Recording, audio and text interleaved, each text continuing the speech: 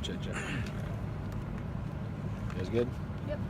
Well, first of all, just how's it been the last few days? Just kind of trying to push back past the loss on Friday and just working towards the bye week and getting healthy and refreshed. Yeah, for us, it's the bye week. That's what we're kind of looking forward to. I mean, a loss is a loss. We're going to learn from it.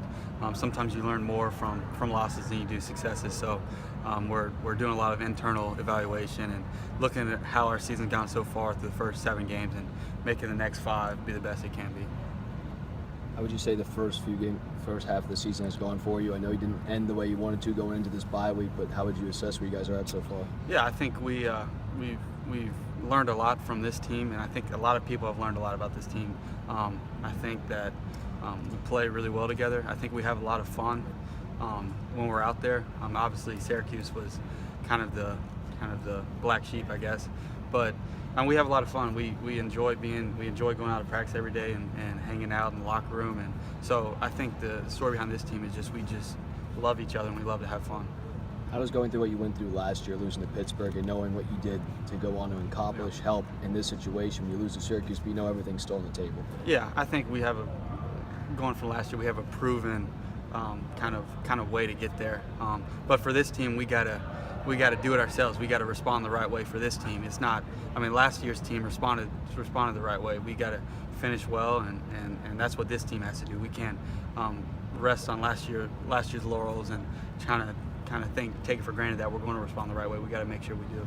What was the mood inside the meeting room yesterday when you guys came back together for the first time? Yeah, a lot. It sucked. I mean, it hurt. We don't lose many games around here, so it's good that it does suck. You don't want to go in there and everything be all right. You want guys to be hurting, and so I think it was good from that aspect. We had a lot of guys that they wish they could have made this play or wish they could have made that play. So just a lot of learning, a lot of self-evaluation. I know you mentioned the success you guys have had over the years, but with all the wins, how has it affected the way you view these rare losses? Yeah, I think Coach Sweeney said it best in the locker room. Just don't forget who we are.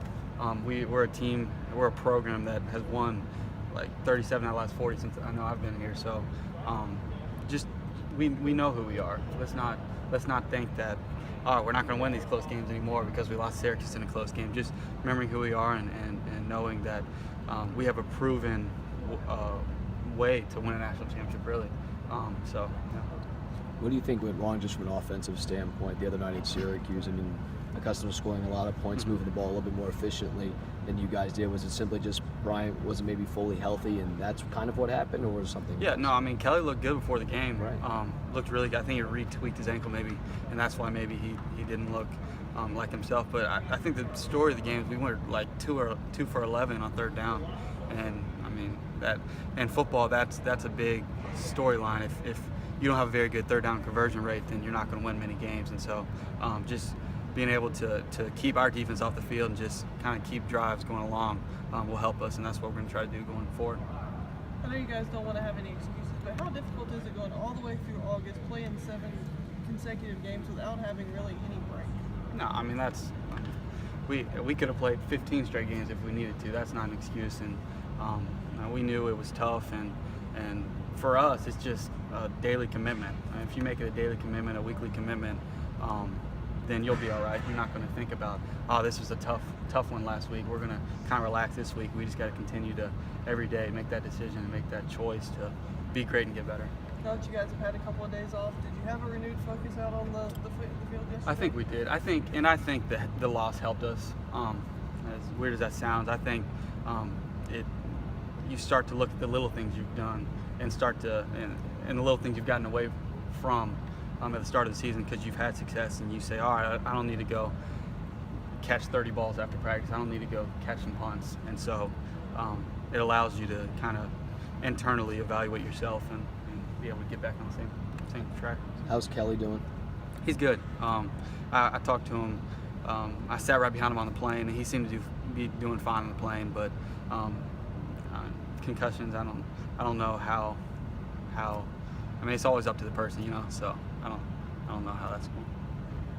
With the quarterbacks, like someone else coming in, how does that affect your mindset as a wide receiver going in there? For us, like I've said, we do the same thing. I mean, you just got to trust the quarterback to play to that standard, to make that play for you. And so for us, we're still going to run the route the same way. We're still going to run the offense the same way. The little thing with Zarek, he might throw it a little bit harder, so you got to get ready. It might be a 98 mile per hour fastball rather than a 92 mile per hour fastball with Kelly. So I'm just getting ready for that. But